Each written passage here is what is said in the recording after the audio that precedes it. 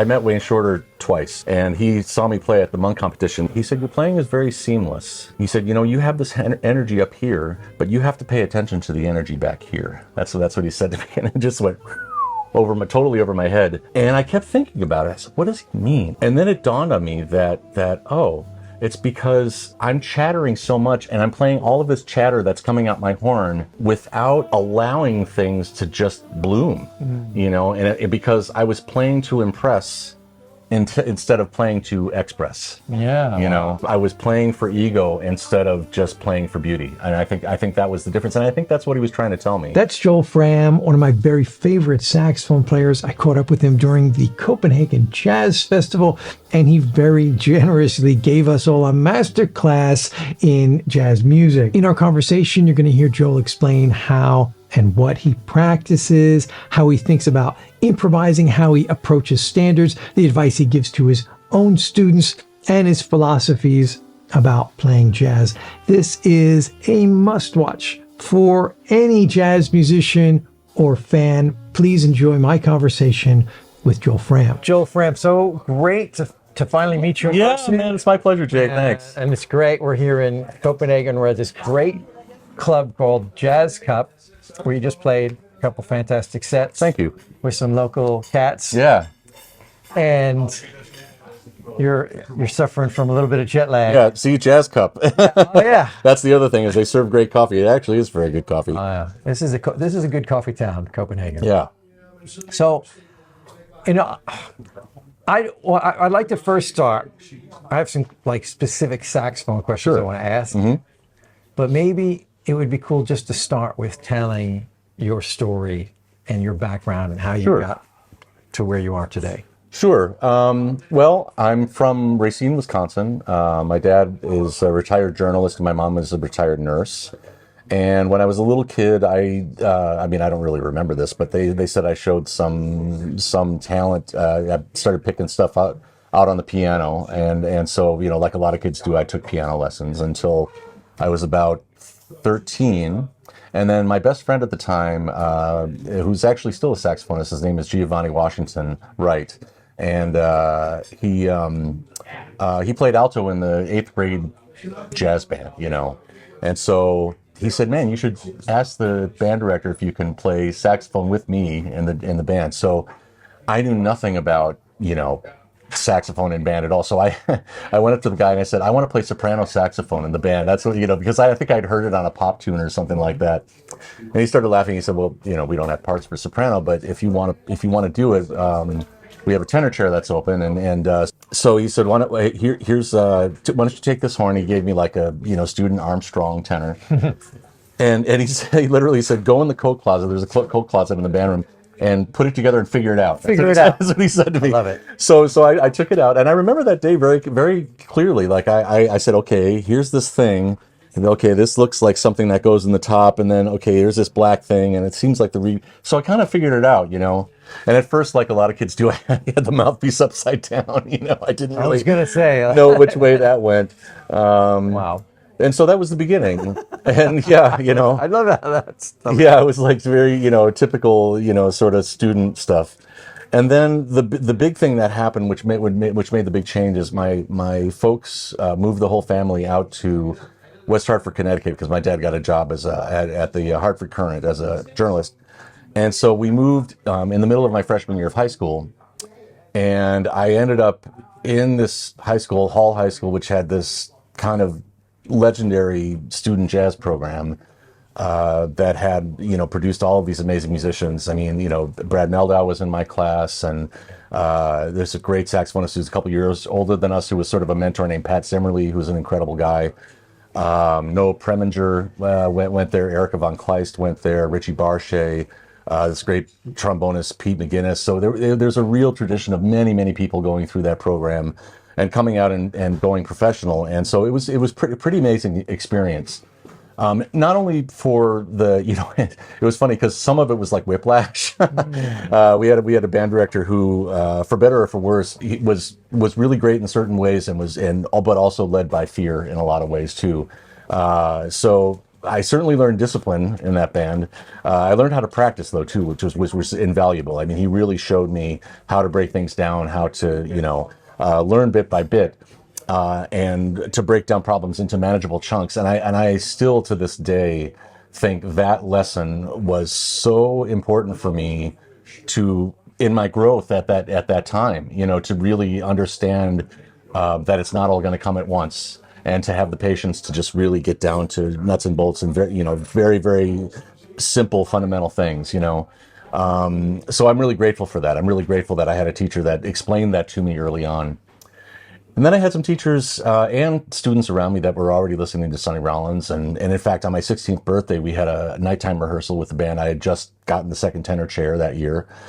And it was the night of my 16th birthday, and the whole big band, all these students had gone out and bought me for my birthday 6 jazz LPs. Wow. And it was so hip, man. It was like, Cedar Walton, Freddie, Miles, Train. I mean, it was like at Bird, it was just an incredible selection of music. I was so blown away by this gesture. And of course, like I just ended up dropping the needle on all of that stuff and pretty much memorizing everything on those records. And then it was off to the races. As soon as I heard, especially Charlie Parker, I was just obsessed. I became really, really obsessed with just learning that language, and that's kind of the general beginning story of how this all started. Is just it was really Charlie Parker, and then the funny thing is it was like Charlie Parker and then Brecker. And that was it for a while. And then I had teachers that said, well, if you like Mike Brecker, you might like the guy who he listened to named John Coltrane. And I remember that day, too, because my teacher dropped the needle on Coltrane's sound. And I heard the first notes of Coltrane I ever heard were The Night Has a Thousand Eyes. And as soon as I heard, I was like, and, I knew Brecker's sound. And to hear Coltrane's sound after that, it was just like, oh, I get it. It all of a sudden just struck this deep chord within me, and I was like, okay, I see where the roots are now, and that was so. Every time I would discover something like that, whether it was like Johnny Griffin or Ben Webster or Hawk or any of those people, it was always this really indelible experience, and I would just go down a rabbit hole with these guys.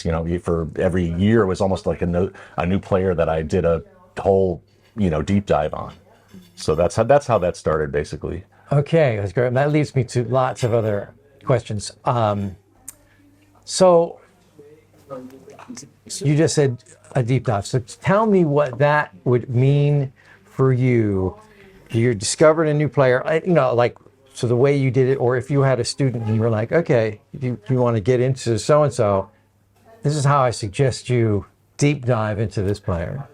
Yeah, well, like I said before, I was lucky enough to have some really, really, really good teachers, and I actually want to name check them a little bit because they're really important. One of them, well, my first teacher was Larry DeVoren, who was a local teacher in West Hartford, and he was great because he had gone to University of Miami, and he had a very, very great methodical way of teaching, modes and 251s and all of that kind of stuff, and so that was a really, really good beginning for me. And then in my junior year of high school, I ended up going to the Eastman summer session at Eastman School of Music. And they had their graduate students teaching all of the younger students that were coming and spending the summer. And I studied with a great, great tenor player named Tom Christensen. And he had been in school, I'm trying to think of the other great doubler that teaches there now. It's not going to come to me right now. Isn't that terrible? Anyway, but he was the first person to tell me, hey, you might want to actually write down some of these solos, and here's your first assignment. So my first ever transcribed solo, he gave me Sonny Rollins' Live at the Village Vanguard, Softly as in Morning Sunrise. And he said, I don't just want you to do the solo. I want you to transcribe the way Sonny plays the melody. And I want you to get as meticulous and detail-oriented as possible when you write it down. Write down where he lays back, write down where he plays vibrato, write down everything. And so that's what I did. That was my first solo that I transcribed. And I had such a great time. Just, that was also the era of cassettes. So you would, the whole thing was you transfer your album onto cassette, and then I would sit with the little boombox and I would go play, stop, rewind, stop, and play, stop, to get 3 notes, and then you write 3 notes down, And don't accidentally hit the record button. Right, exactly. Don't accidentally record. That's right, because that happened a few times too. So that was my first, foray into that. And of course, when you first do it, it's slow, it's painstaking. But then, as I started doing a few more, like after that, I did a Freddie Hubbard solo. I did Freddie on Birdlike from Ready for Freddie, and then I did a Hank Mobley solo on a blues, and then I did some Bob Berg, and I did some Dexter, and so I started really, really getting into that. And of course, the more you do it, the better you get, because you start recognizing the patterns that are there and the things that repeat themselves. And so my ear was getting trained by doing that, and I always just kind of dug it. Like for me, it was sort of like almost like doing a crossword puzzle. It's like, I loved listening to that stuff so much, and to actually see it sort of come out on the paper and be able to enjoy it in a visual way as well as in an oral way was really pleased me, and it's just satisfied something inside me. And I find that, when my students ask me now, should I just memorize by ear, or should I also write it down? I'm a big believer in writing it down, because I think there's almost like another mental stamp that you get from the actual act of committing it to paper, that it puts it into your brain in a deeper way. Yeah. Like when you have that aspect in addition to the oral aspect. Yeah, right. Because you want to do both. You don't want to write it down and then have to read it. You want to write it down. It's kind of both. Yeah. I think it's good to spend a lot of time just listening before you do it, so that you're familiar with it. Especially for solos. And I always tell my students to do the solos that you dig. Like if you really love something, go that direction, figure out, if you love David Sanborn, write down a David Sanborn solo. That's great, Yeah. So, I just want them to be excited about what they're doing, and get them sort of like light the match for them in a way,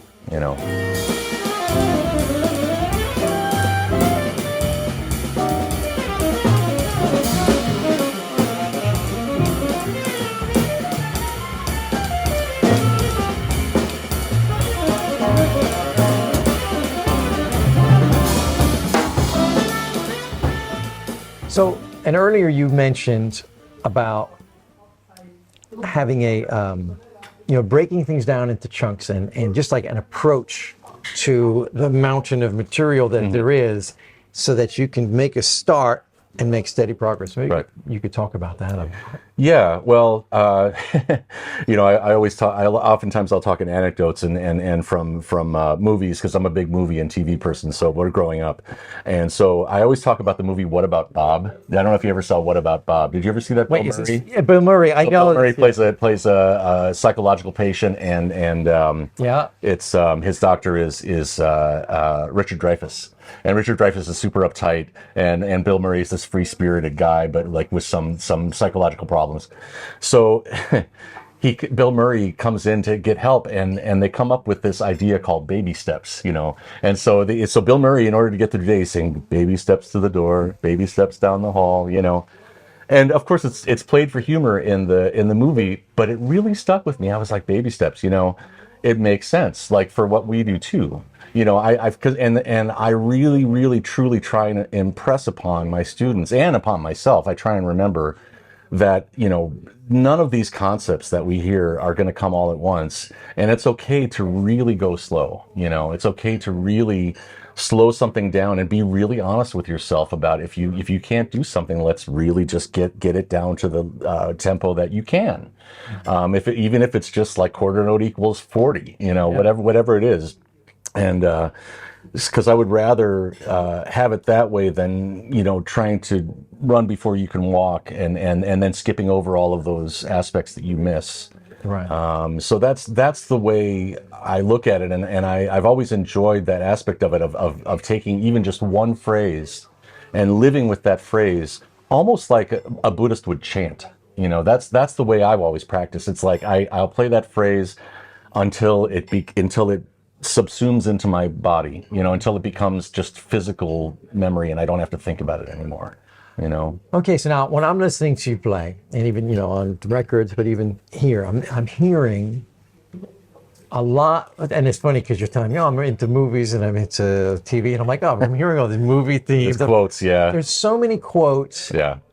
And it's like on lots of different levels, whether it's a melody from a movie or a standard. Right. or something silly, Yeah. or kind of, it's almost like quoting other people's language. Oh yeah, no, I'll quote other people's solos sometimes. Yeah. Or quoting Yeah. songs. And I'm hearing all of this Yeah. as it's going by Yeah. in real time. And I'm thinking, okay, I haven't heard him do anything, the same thing twice, you know. So I'm like, I wanted to ask you, is that something you specifically work on? Is that something that comes natural? How does that work? That's a good question, I don't know if I have a great answer. I mean, one thing that happened is in high school, I was really super into Coltrane and Brecker, and to the point, and if you listen to Coltrane, well, either of those guys, but especially Train, there's not a whole lot of humor in Train's music. Like, he's not like Dexter, or Right. he's not going to like yeah. thumb his nose at you. It's all very earnest. I mean, in a great way, obviously. I mean, it's so deep and it's so emotional and spiritual, but it's never really, you don't get that lighthearted thing from him generally, you know. Maybe a little earlier on more, but so I had an older student, this guy Pat Zimmerly, and he said, yeah. He said, man, you're coming along, you're sounding good, but there's one thing, I never hear any humor in your playing. That's what he told me, and I was like, oh, that's interesting. And so I don't know I don't even know if I consciously shifted at that point, or I just maybe, you know what it might be is, you know, I played with Matt Wilson's quartet for a few years, and that band was just cutting up I mean, it was just all madcap, you know, like performance art weirdness on stage, wearing wigs and like all sorts of stuff. So I think that was part of the beginning, is that I was in a band that allowed for that. And I'd never been in a situation like that where you could like goof off and have it be a part of the show. Right. And then that was actually kind of encouraged in a way. Right. So maybe that was the sort of seed that started to lead me to, you know, reference those things.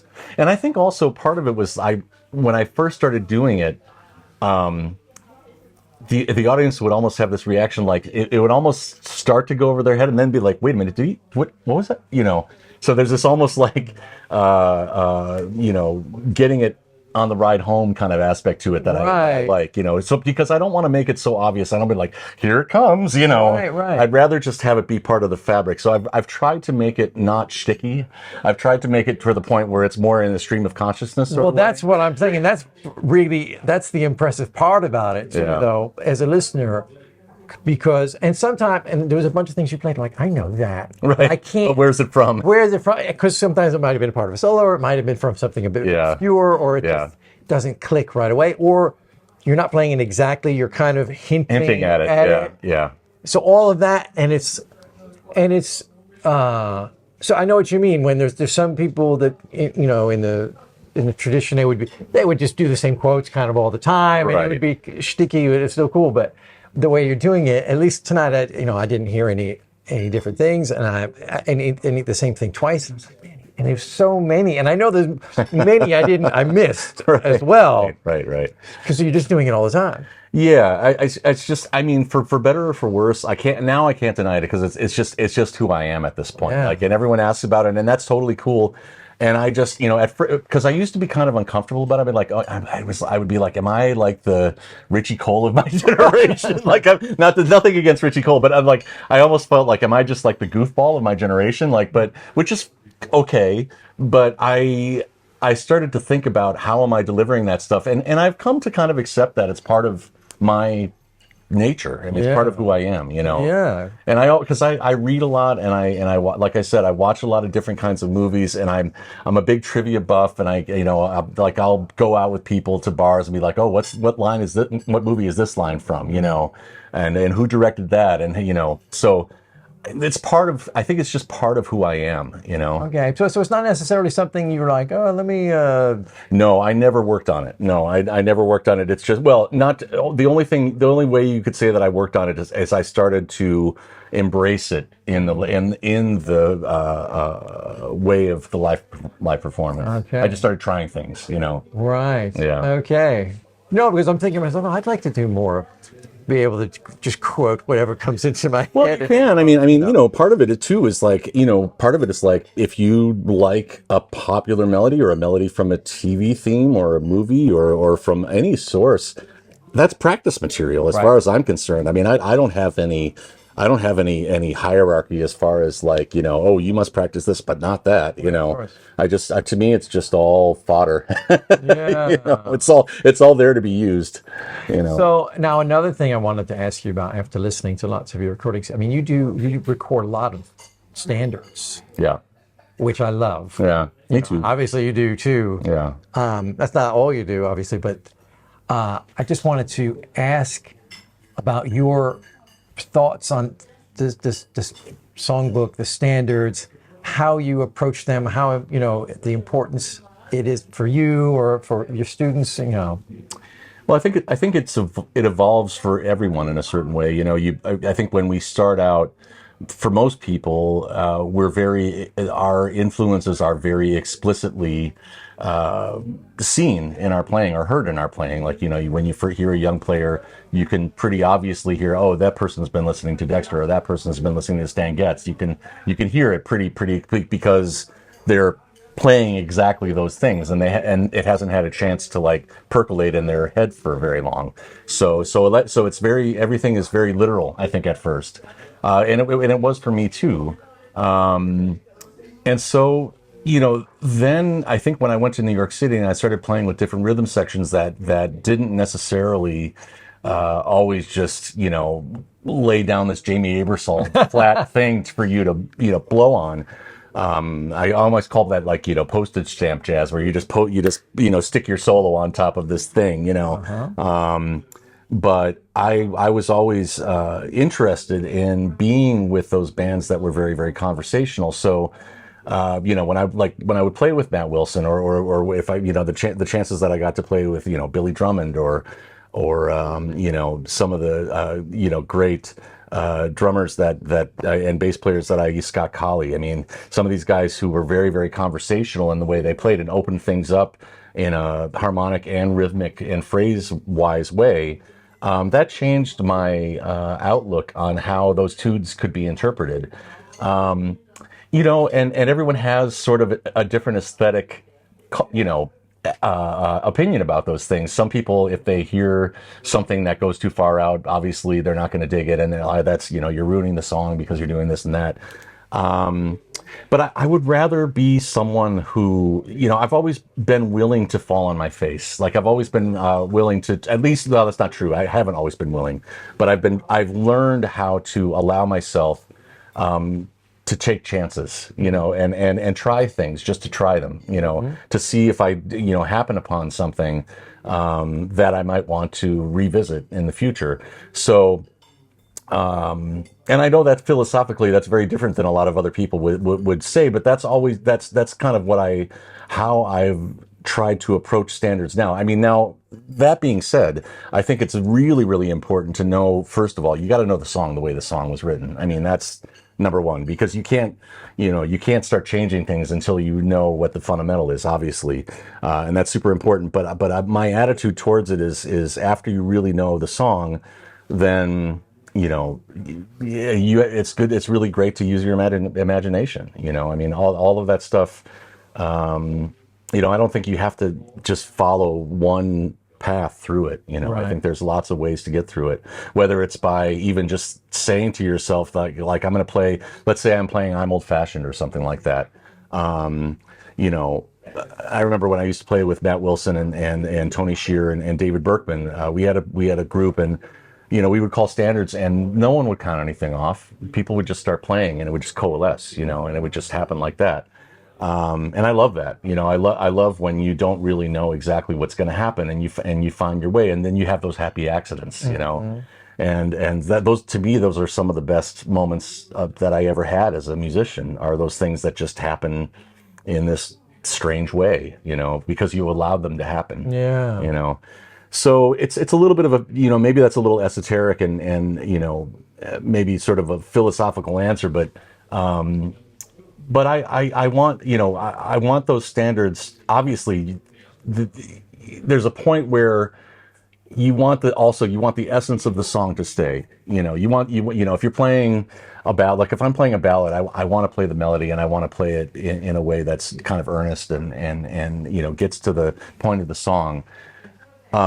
But at the same time, I want to explore too, So it's a little bit of a balance, I think. It's and I know I'm going on and on about this. Maybe I'm a little conflicted about it still.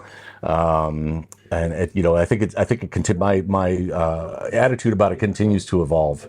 You know. Well, I absolutely love, hearing you play standards, and I feel that, yeah, everything you're saying, you're really on one side, you're often being very true to the melody Right. and the tune, and then on another side, I'm like, oh, that's really cool, the interesting way or twist or arrangement that was there. So you're kind of like satisfying both sides of the argument, Yeah, that's kind of how I try and look at it, because you have to. I mean, if you abstract it so much that you lose the song, then it becomes a little pointless. I think it's that yin and yang that really makes it interesting. Yeah. Because I think not the danger, but what the tendency a lot of the time, especially for my generation, where we were the first generation, in jazz to really take a big look back and not looking forward. Like, Wynton came along and said, okay, we all got to check out Lester Young and Louis Armstrong, and which is great. But at the same time, the double-edged sword of that is that, I think all of us made a lot of records and where we were just sort of like copying our heroes, and it was almost like a bad Xerox in a way, for some of us. Not always, but there's a danger of just like being satisfied with playing what came before, Right. And so I kind of want to try and avoid that, in a way, while still keeping the feeling of jazz and still keeping the feeling of the blues and the feeling of swing.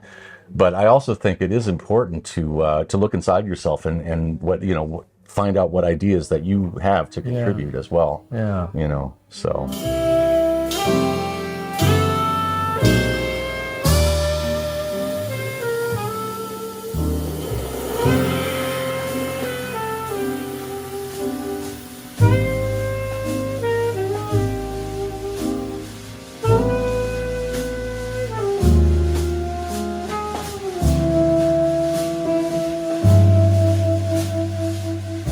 So the other thing and you've already mentioned this, all the different people you've been checking out over when you're studying all of this stuff, and I'm hearing, when I'm listening to you, like on any given solo, you might hear Charlie Parker, Michael Brecker, John Coltrane, Dexter Gordon, Sonny Rollins, just like bing, bing, bing, like the quotes where you're able to just channel these different kind of really different things sometimes, and like weave them all together. Yeah.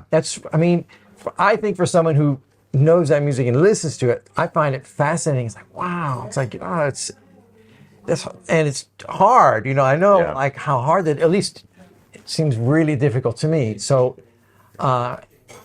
is that something that just happens naturally because you've studied all this stuff, or is it something you're like, let me mix it up? I mean, is it conscious?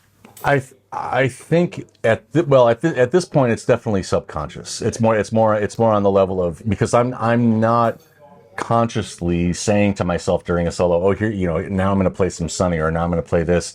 It's more like things occur to me in the moment. So a lot of times, and I'm also, because my tendency, and it has always been, to rush and to overplay.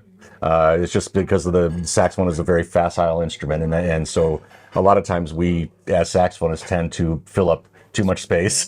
And so I've really, the one conscious effort that I've made recently, and I'm getting better. I'm in 54 now. It's only been recently that I feel like I'm able to tell myself in the moment, wait for the next phrase. Let some stuff go by, and then give another statement, And so that has allowed me to sort of ruminate during the solo a little bit more. And it's not that I make a decision from up here. It's like something sort of wells up.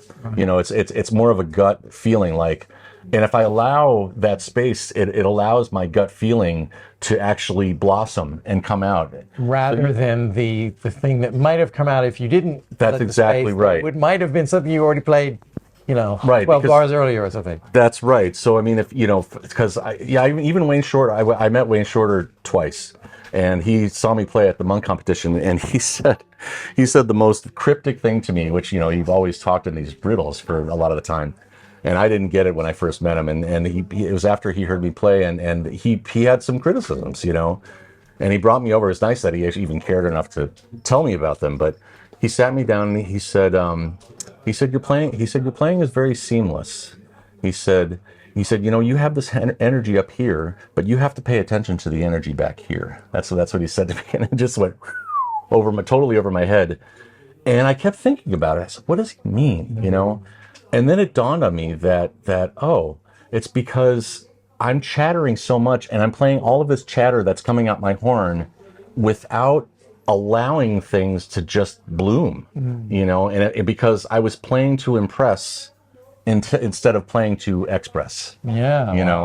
And that was really a thing for me. I mean, I was playing for ego instead of just playing for beauty, and I think that was the difference, and I think that's what he was trying to tell me.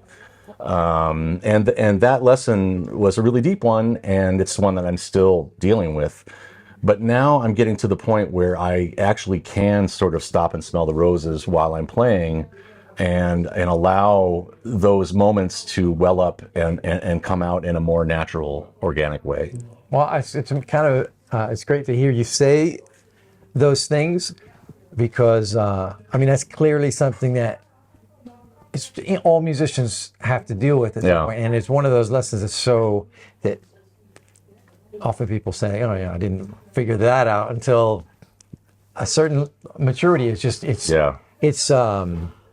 Even if someone like Wayne Shorter tells you, it can not be clear in the moment, and it might take however long. You might not be ready to receive it. Yeah. So it took me a long time to really figure out what he meant. I mean, when I went home from that, I was just like, "What the hell?" Yeah. I didn't understand it, and then it really did sort of dawn on me later on. So. Yeah. So that's fantastic. I had an interview with Kenny Werner, and I love his books, but that's something he talks about a lot. And I remember reading the book the first time, and I'm like, I don't really get it. Right. I don't know what you're talking about. Yeah. And now it's like, I wasn't ready to understand that there's so much.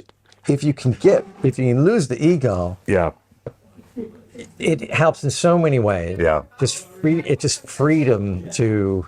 It's okay to make a mistake. That's right. It's okay to all these things. Yeah. I think it's really true. I mean, and obviously, different musicians have very, very different viewpoints and philosophies on that particular thing. But I just always wanted to err on that side of things, to be one of those people that is willing to let himself discover what's out there, even if it sounds bad, even if it's like something that maybe you try something and you completely fall on your face. Okay, well then you learn something from that. You figure something out. With Eric, been doing some content with Eric Alexander, and he said I mess up all the time, and it's usually the things when I completely mess up that sound better than the thing I was gonna play if I didn't mess up. So it's just about embracing that. I think it's like two sides of the circle coming together in a certain way. So I think he's almost saying the same thing from a different viewpoint. Yeah, and it's just that's what I find. Speaking to people like you or Eric and all these different people, when you're like, it's okay to mess up, that's part of it, and having and I think that's an important message for students of music. Because that's where you get these happy accidents. Yeah. Absolutely. Yeah, for sure. And sometimes it'll send you off in a direction that you weren't expecting. Yeah. And it might send you off in a direction that, is a whole other world that you can start to explore, Yeah. And even as an improviser, that's what I kind of like about playing a solo in the first place is I don't know where I'm going to end up. I have no idea what's going to happen. I don't have any sort of agenda to get to. Right. And so I like the surprises of where my mind goes if I just let it go. Yeah. So. All right. So now I want to talk to you about sound, because that's another thing that is very remarkable. When I listen to you, man, sound is I mean, it's always hard to put sound into words, but it's a good sound. Thanks. Thank you. That way. And then, listening live, I was, 4 feet away from you. Sure. And it's that same sound, and you're playing with no microphone, no reverb or anything. It's just so you're, in a room that might not be the ideal acoustics, but the sound is just, Yeah. it's clear and powerful and focused. Intonation is like Nice. spot on. So it's everything that you could want in a saxophone sound. So what do you do? What's your philosophy on sound and the work you want for that? Sure. Well, I mean, a lot of people would say, do long tones, and I did do long tones, years ago, especially, but I would always pair it with something else to keep me invested in it. So, I was never able to just sit there and just go for an hour. It was very, very hard for me to do that. So what I would do is I would pair it with, say, a legato tonguing exercise, or maybe a vibrato exercise. Or, for instance, when I went out with Maynard Ferguson in '95, and I was talking to him about sound, and I said, well, how do you work on sound? And he said, well, I take pieces of ballads and I play them in different keys very, very slowly. I was like, wow, that's a great thing to do. And so I started doing that just on Maynard's advice, and I would just pick, a ballad phrase from a Duke tune or whatever it might be, just a piece, not even the whole thing, a few bars, and just make that a meditation for the afternoon. Just play it really, really patiently in all different keys, all different registers. While really focusing on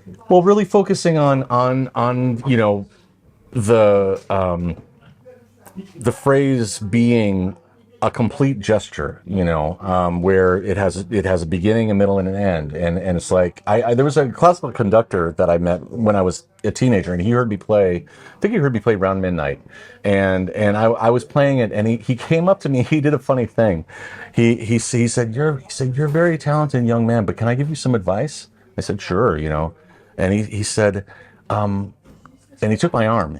And he held my arm in one hand. He said, when I hear you play melody, it feels like this, like that. And he said, it should feel like this, like that. It was a little creepy, actually, but he really made a point, and I was like, oh, okay, it should be like a caress, like everything should be this gesture that has that comes through to fruition, and so I really took that to heart. Yeah. So every phrase that I play, whether it's a ballad phrase or whether it's a bebop phrase or whatever it might be, I keep that aesthetic in mind. I really want to have all of those things feel like they're a tapestry, like they're of a piece. That things are woven together without destroying the flow of the melody of the line. And that's been a real sort of thing that I've striven for or strived for a long time. So. Yeah. Okay. Well, that certainly comes through.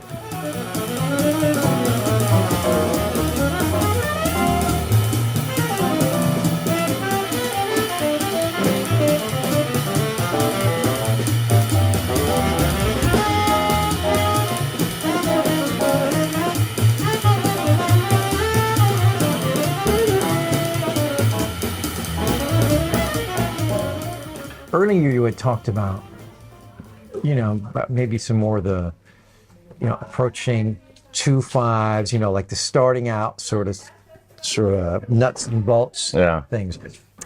And I'm kind of maybe just reaching for some other great insights about, this is the way I approach that, or this is the way I approach this other sort of fundamental concept. What advice can you give to people studying jazz in that? Yeah, in that way. Yeah. Well, just to be, well, first of all, listen a lot. I mean, that's the one thing that I want to tell the younger generation, because I think something gets lost now when people are just scrolling, and people don't actually have the patience to listen to an entire song. So I think that's really important. Like if students are listening to this, my suggestion would be, if you are investing in learning a standard or a song, and you have a particular version that you like by a particular artist that you really like, to invest the time and sit down and purposefully listen patiently, not just once either, but listen to it a few times and make that an assignment for yourself. Because, that the sort of like active listening that you do as a jazz musician is invaluable, I know that for me, like, that's why I fell in love with the music in the first place, is I actively listened to, I heard Bird, and then I heard Miles, and for instance, I always tell this story. I remember getting a Miles record. It was the new Miles Davis Quintet record, and they play this tune "S'posin." Do you know that cut? It's really great. It's I don't even know who wrote it, but Miles plays the melody on it. And I remember when I first heard that, and I was so enamored of just the way he played the melody, even before any of the solos. And I would take the needle down and I would listen over and over to the melody, and I got really obsessed with this melody, And so at a certain point, it just got inside me. I mean, I know how Miles plays that melody now, because I just fell in love with it, and I got very, very obsessed with, again, doing a deep dive, even just on one song, And I learned more from doing that than, sitting on my phone and just, that's okay. Next, Right. So that's number one. And then the second thing is to, sort of make friends with the idea, like I said before, that, we're gonna learn this language in small chunks. If you have a 2-5-1, like, you could listen to, say, Sonny Stitt, and find 5 or 10 different examples of how does he approach it, and that might be like even just a month's assignment for you, to say, I'm going to look at 10 Sonny Stitt 2-5-1s and number them in your notebook: 1, 2, 3, 4, 5, 6, 7, 8, 9, 10. What is he doing? And make them different. Find different ones, and find out what he's doing harmonically. Find out what he's doing rhythmically. So for me, it was like I had a lot of input from other older musicians. I remember one of them told me at a certain point, well, you don't have to play the 2; you can just play the 5. That was a big thing for me. I was like, oh, really? Oh, wow, I'm going to try that. And so I went deep down that way for a little while, just playing on the 5, just playing 5-1. And then, I played with Pat Martino, the great different guitarist, and he thought of everything. He broke it all down to minor chords. He was the opposite. He wanted to, everything he broke down to, he would look at it in that way. So, it's really interesting to hear everyone's sort of slant on how they approach it, and all of those things have influenced me. And I guess part of it is is theoretical breakdown, and part of it is just enjoying the visceral feeling of how those harmonies feel to you when you hear them, because all of those harmonies have a different emotion attached to them. So I think if I play a cadence that is, say, instead of going 5-1, if I play, flat 7 dominant 7-1, that's a different kind of feeling, but still, obviously, it's valid in the same context. Or a tritone sub, or whatever it might be. So I'm a fan of going through those standards and finding out all of the different harmonic highways that you can take. And then creating exercises of your own too. If you dig the way, say, Bud Powell or Monk or any of those guys substitute chords on those type of tunes, write your own lines over their substitutions. What would you do if you were to play a cycle of fifths like Monk does over rhythm changes? Right. And that could be a whole assignment for a week, or a month. So it obviously becomes very infinite very quickly, but it's good to focus on it. Yeah, baby steps. Exactly. It's good to have baby steps. That's one of those things that so many people say, like, as you learn, you just keep learning how much more there is to learn. Yeah. And it can get to a point where it seems just an impossible task. Like learning a language. I know people hit that wall with learning languages sometimes. They get to the point like, am I going to learn all that? Yeah.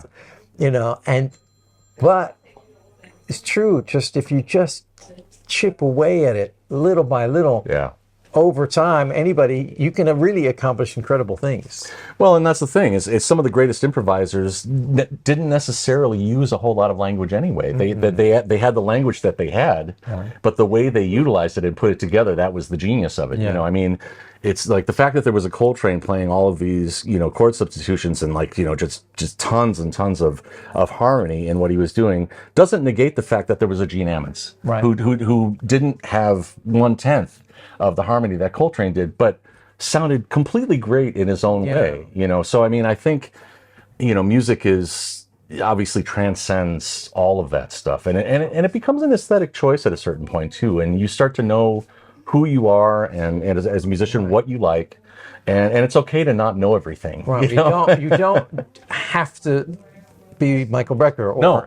you can be more of a Gene Ammons, and that's totally, if that is you, That's exactly right. that's your personality, if that's the way you want to express yourself, you don't have to be, Well, that's the thing is, and I think a lot of jazz education has made the mistake of purporting this idea that you're almost like you have to be this vacuum cleaner that has to like suck up every permutation of everything that's ever been done. And it's just really not true. I would rather students, first of all, immerse themselves, but find out what they like and find out where their heart lies, and then run after that. Like go.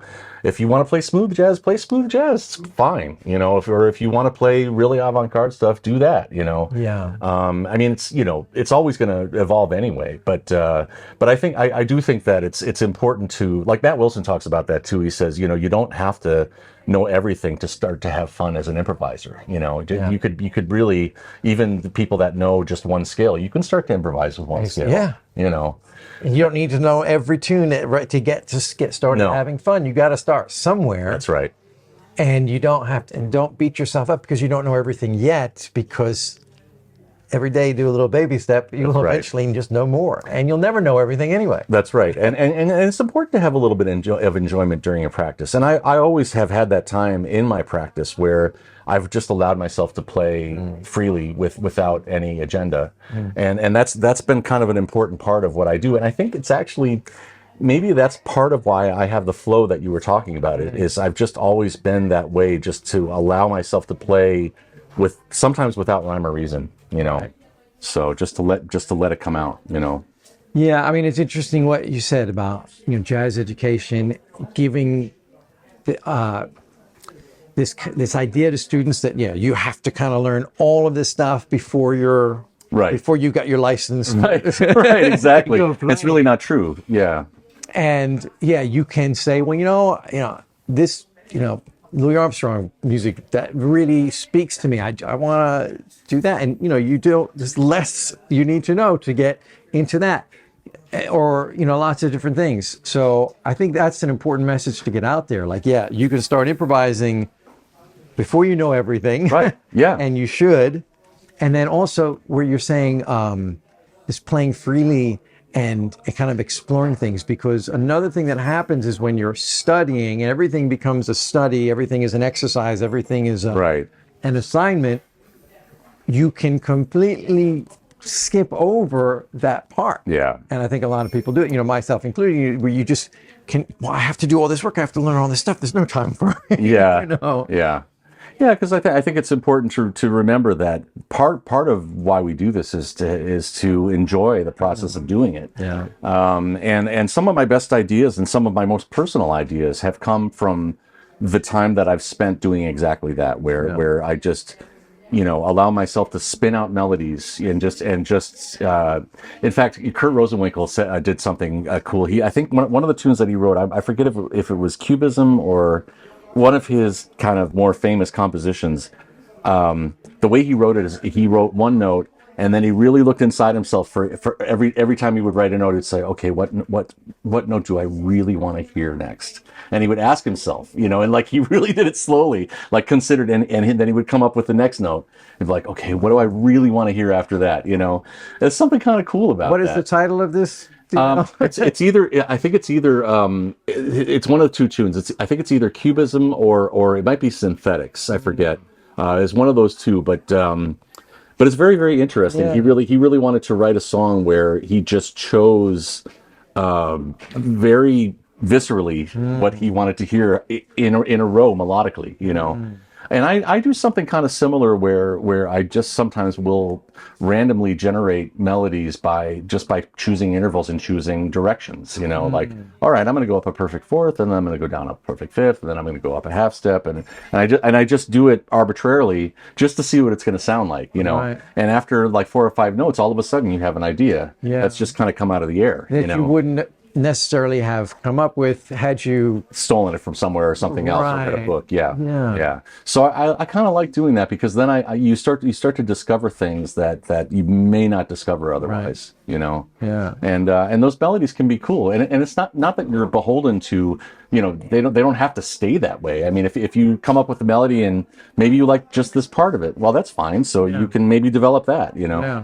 So but I always like to keep my imagination involved in everything that I'm doing, you know. Yeah. That's a big part of what I do. Man, well, Are we done? we still got audio though. Okay. Anyway, that was a good kind of there. Yeah, good way to end. Yeah. So, man, Thank you, Jay. Thank you so Yeah, much. man. Of This course.